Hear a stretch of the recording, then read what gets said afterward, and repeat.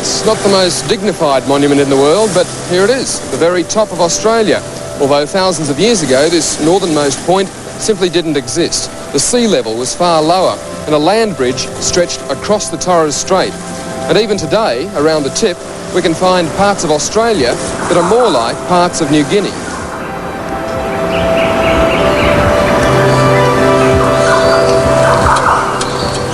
Solid enough up there? Very. How long's it been in place, huh? Nearly a year now. Popular with the tourists, or do just the people like yourself? Except for a couple that are scared of heights. I can't imagine why. But once they get up here, they like it. How old would it be, that tree? 'Cause it's enormous, isn't it? Well over 100 years. Yeah. I'd only be guessing, but I'd say 200 to 300. Really? Ah.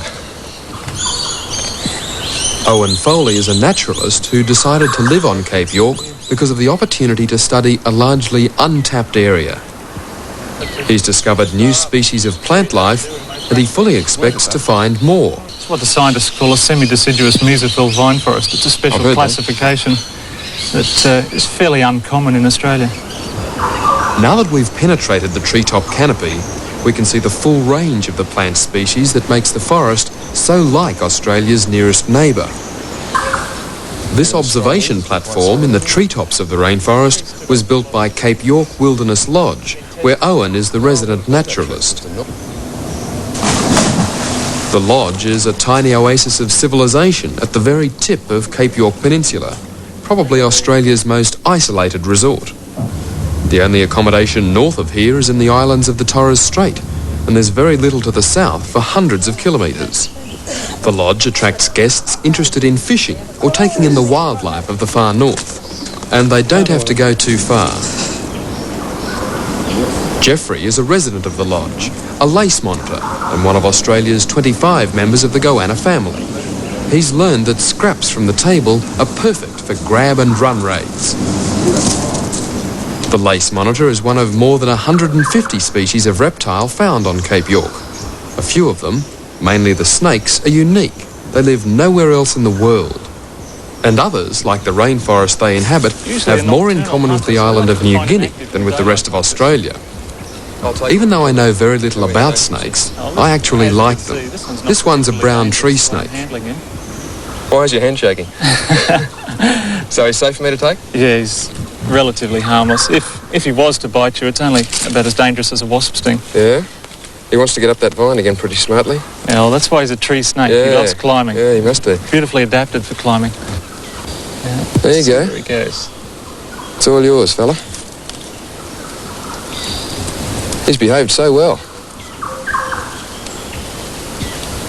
A beautiful animal, aren't they? Yeah, it's a shame that Australians don't appreciate snakes so much. They suffer from an image problem, don't they? Very bad PR. Bad PR has resulted in the Australian snake coming off second best practically everywhere in the country. Wherever snakes are encountered, they're still killed, just in case. And in many cases, the reptile has proved to be harmless. Of course, snakes can be dangerous, and only an expert should try to pick them up.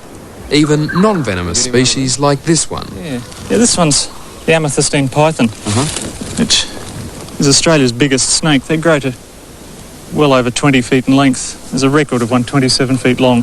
What would a 27-foot amethystine python eat? Well, they're not as big as people would imagine. They're fairly slender snakes for their length. And they'd be interested in things like bandicoots and possums and birds. They just eat them whole? Yeah, swallow them. Crush them and swallow them. Being a python, there's no venom. They're not poisonous at all. So we're quite safe here? Yeah, I think we'll be okay with this little fella. You don't sound too sure about that. Well, sometimes they're a bit cranky and they bite. There's no poison, but you can get a nasty infection. Under the jaw, there are some little dimples that are heat sensors. And they use those at night. This one hunts at night for birds up in the trees, and they can home in on the body warmth of mammals and birds. That, for such a primitive creature, that seems a very advanced sort of system. Yeah, very effective. It's interesting the number of women that think snakes are repulsive. Give them a handbag or a pair of shoes made out of one of these fellas. They wouldn't say repulsive. In most places, the habitats of snakes have been destroyed by the clearing of land. But in Cape York, isolation has meant protection. The few people who live up here have learned to live with snakes And in Owen's case, he welcomes the chance to catch them, to show tourists at the lodge. What's the procedure now? Straight into the bag with him? Get some of his body in and then drop his head in. How long would he be, do you think? He's about 10 feet. Yeah. And they've got a lot of muscle control. I don't think he really wants to go in there. There we are. Yeah. All right. Get enough body in and then drop the head. They say you shouldn't work with children or animals. I guess it goes for reptiles as well. Good night. We've got him wrapped up. That's one in the bag. So to speak.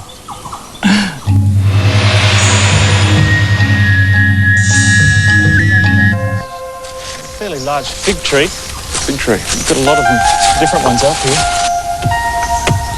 The impression most people seem to have of Queensland's far north is that it's made up of almost continuous rainforest. Cape York certainly does have a wonderful range of rainforest systems. There are at least 4 types.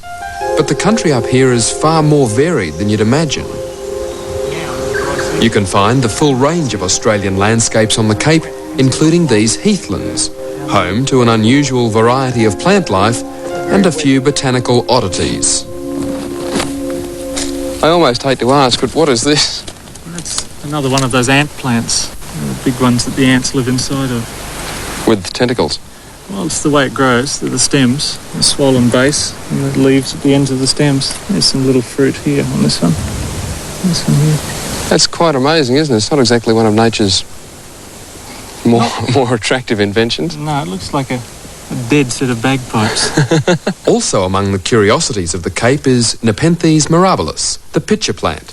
It survives in poor soil because somewhere along the evolutionary trail it learned how to eat meat. It's the largest carnivorous plant in Australia. It eats ants. And there's certainly a lot of those around here at the moment. I don't mind if it eats a few more. Here's a nice big one. Let's see what he's been having for dinner. Check it out. Oh, a lot of ants. Look at that. A lot of ants there. How long would that take the plant to digest? Over a period of days, the insects dissolve. They drown in the liquid and then slowly dissolve. The many different environments on Cape York seem almost to have clearly defined borders between them. This open eucalypt forest is only a few hundred metres from the heathlands and the rainforest. Starlings, but not the introduced variety which have turned into such dreadful pests in the south. These are metallic starlings found nowhere else in Australia except in the far northeast of Queensland. Togetherness is a way of life. The entire flock will nest in a single tree to the point of building nests on other nests. Like many northern birds, they migrate here from Papua New Guinea every year. Parts of the Cape also encompass expansive grasslands, and wherever you find grass, you'll find Australia's most voracious vegetarians. These termites are grass-eating termites. They don't bother the trees very much.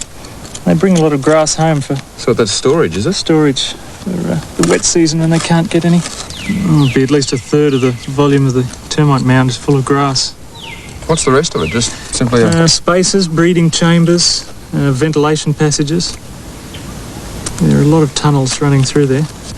You can see this section here is just teeming with termites. There are thousands of them in there. And most of these termites here are the soldiers that work defending the nest. And you can see some of the fatter worker termites in there as well, in places. Plenty of work to do at the moment. Yeah, they'll have that repaired by the morning. Countless billions of these insects eat more grass than cattle, sheep, kangaroos, or any other creature around Australia.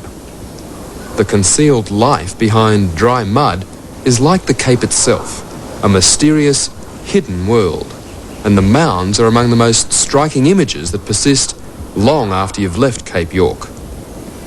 The Cape truly is an unknown part of the world, one of our last great empty spaces. It remains largely unchanged because it's so far from civilization, a case of conservation by isolation.